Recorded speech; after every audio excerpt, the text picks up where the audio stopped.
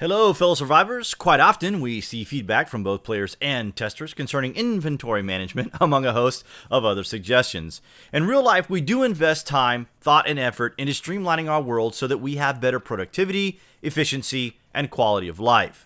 This methodology, however, doesn't always translate into a fantasy world where challenges are presented in what would be considered, in real life, mundane, laborious, or repetitive.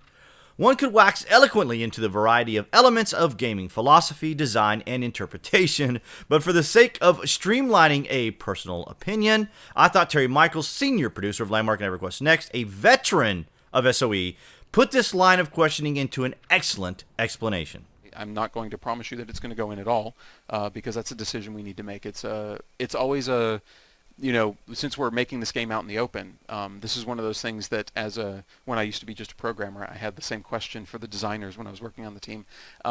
Why doesn't everything just stack like to infinite numbers and things like that? And there's a lot of design reasons that go into a game for why things do or don't stack, and because they want you to have to go to town, right, to drive social interaction. When you see other people, that's a good thing. And so, in our game, obviously, we don't have merchants, but that was one of the first things that Darren had told me when I asked him about it. It's absolutely true that games are not always designed to be the most convenient in every single possible way. Right. Sometimes part of a game is overcoming challenges. And so, not everything is set up to be like, oh, I just click this and then everything I want it to have happen happens. Right.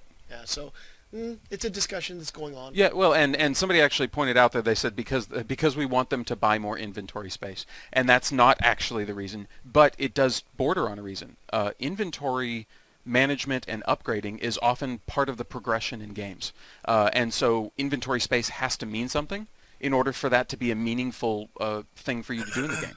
And I saw an accusation in chat there about how we were basically just trying to sell inventory space. And if that was true, we would not be moving props from inventory to a collection pane. Right. We would make you buy inventory space. So, neener, that's crap. Yes, that is not what we're intending on doing.